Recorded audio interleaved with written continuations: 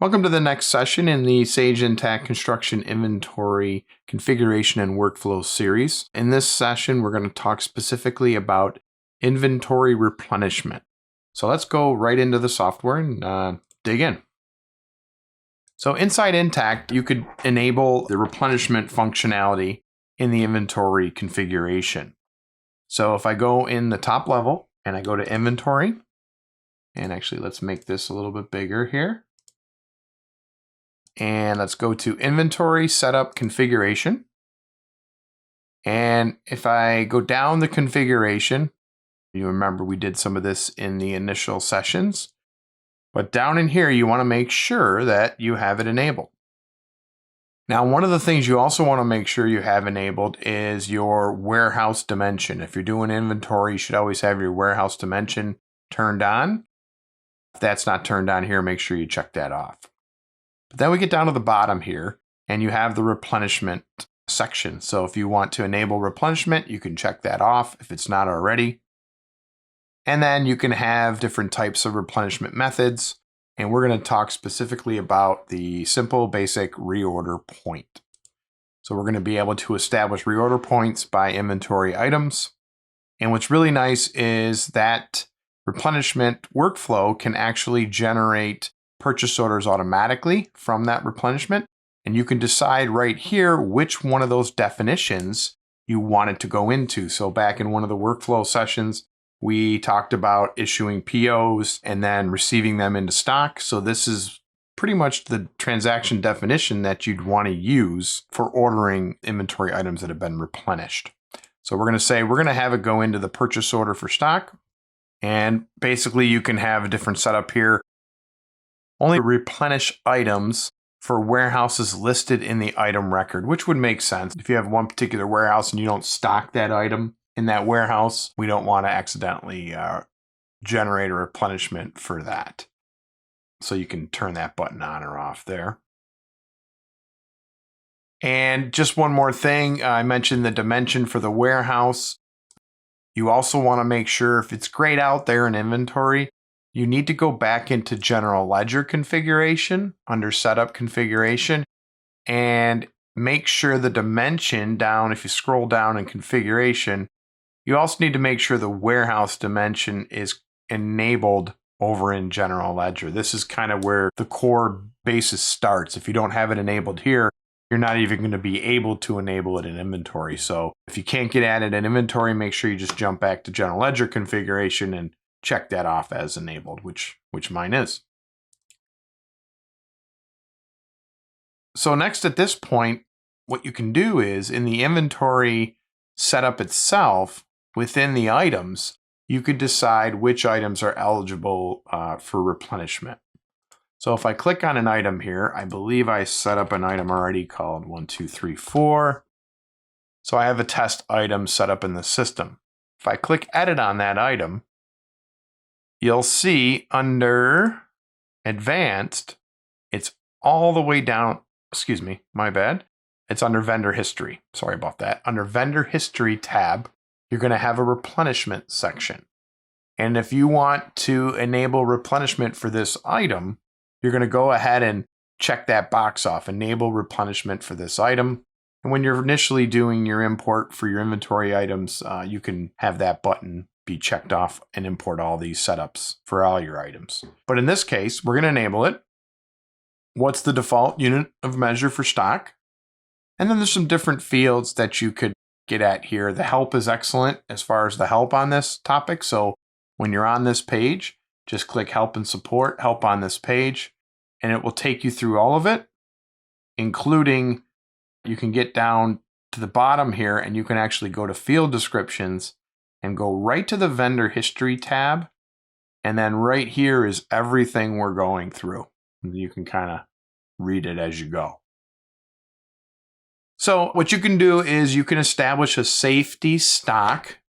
Now, when you first set up the item, it does default to 1 here. So that means whatever you decide to order or replenish, it'll always add the amount of the safety stock to it to make sure you have a little bit extra in your inventory. If you have it at 0, it's not going to add anything to it, but it will default to 1. So sometimes you wonder why the order point is a little bit different. It's because the safety stock defaulted to 1, but you can make this anything you want. You can also fill in a maximum order quantity. You want to make sure we don't order more than 500 at a time.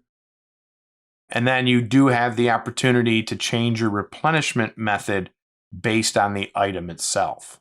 So again, we're going to really be focusing and talking about the reorder point option here. So what we're going to say here is we're going to be based on reorder point. We want to reorder when our on hand gets to 20. And when that happens, our default quantity to reorder is going to be, let's order 20 more. Okay, so you're going to have an opportunity to change that during this process, but it's going to, by default, order 20 more if you get down below it. Or if you get to 15, and it'll want you to order 25. So down at the bottom here, you can track preferred vendors or any vendors that you want to have the ability to order this item from. If it's only one vendor, you fill in one vendor. If it is multiple vendors, you can come into here and add more vendors, and then you could decide which one you order from when we get into the next part of the process.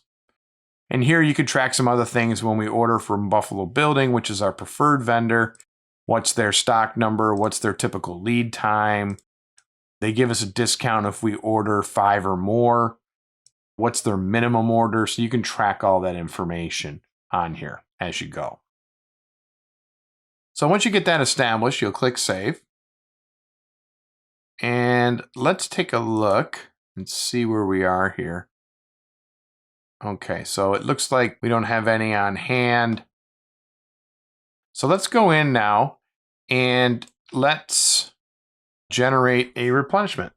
So what you can do is typically you'll be in the entity that you're working in. And you'll notice under inventory here, under all, you're going to see a replenishment section. And so what you can do is go over to replenish inventory. And you can see this does default to being closed up. So there's an option on front here called reorder options. So take a look at that. And this is going to come in from the prefill and the configuration, but you could override it here. No, don't do it to this transaction definition. Put it in to this one here or something like that. But you could define what you want your purchase order date to be. And what do you want the delivery address to be? So if it's a particular warehouse, you could actually change the delivery address here as well. Now what's going to happen here is once we apply the filters, it's going to show you all the items that are ready for replenishment.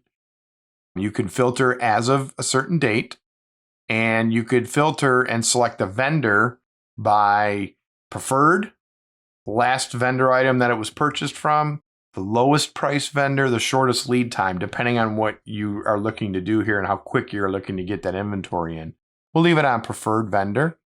And you can do more filters. So if I click on more filters, I can specifically say, I'm just looking to replenish this warehouse or this product line or this particular item. So you can select and condition on all of that if you want to. By default, it's going to be for location, and we can just say warehouse too if we want. So once we filter on it, and I'm just going to do it through the end of the month, I'm going to click Apply Filters. And when I do that, it shows me that I have nothing to replenish. So let me go take a look at that. Okay, I'm going to go back and take a look at the configuration for inventory. I did check off that button in the bottom here, replenish an item only for warehouse listed in item record. I'm going to turn that back off again because that may have changed some of my settings here. So I'm going to vet that out a little bit more. So I'm going to click Save here. And let's go back and try this again. I'll go into Inventory, Replenish Inventory, and I'll just say Apply Filters. Okay, here we go. So now you can see here, now it only shows me one item that is ready to be replenished, but it would show you multiple here. And you can see that this item is ready to be replenished. We need 20. We have none. And how many do you want to purchase? It's going to pre-fill with 20. So I can decide if I want to buy more. And I can also put in what my pricing is going to be. So, and then you can see here, it defaulted to the preferred vendor Buffalo Building. But if I wanted to, I called Jackson Plumbing and they can get me some today. And their price was a little cheaper. So I'm going to switch it to Jackson. I'm going to say it's $26 each. I can fill that in right there. And then I can select which items I want to replenish. So once I select the items, and you could do multiple items at the same time, I just have one here in my sample. But if you had multiple items, you could check them all off, even if they're different vendors. And then basically you can click this little button here, create purchase orders. And when I do that, I'm going to get a message. Vendor dimension 2 is not related to your header level. Okay, so I must have something set up in testing for that vendor. So let's go ahead and pop this back here to Buffalo Building for now. They just called me back and they said they would give it to me for $25.5. So I'll go ahead and tab through that. And I put the price in. I'll click Create Purchase Orders. Oh, sorry, I forgot to select my item here. Create Purchase Orders. And now basically that's gone. And you can see, you can click this button now called View Replenishment Run. So it'll give me a recap of everything that I replenished. If it was more than one item, more than one vendor, you'll see here who the vendor is, what the purchase order number is, how many items did you order right from here. Now you can go directly into that document, that purchase order number right from here. I can click on it and it'll take me actually into my transaction definition for my purchase order, and I can see it all right here in the system as well. You can also now see it under purchasing, purchase orders for stocks like we were in earlier. And there it is. And it's pending automatically, already set, ready to go. And then basically I can convert it into a receipt when I get that order. So it's very straightforward, very easy to do. I love how it kind of helps create those purchase orders for you automatically, so you don't have to manually key those in each time. So go ahead and play with it. You could turn it on for a few items and have it set it up for you, and you should be good to go. So look forward to the next sessions and talk to you soon. Thank you.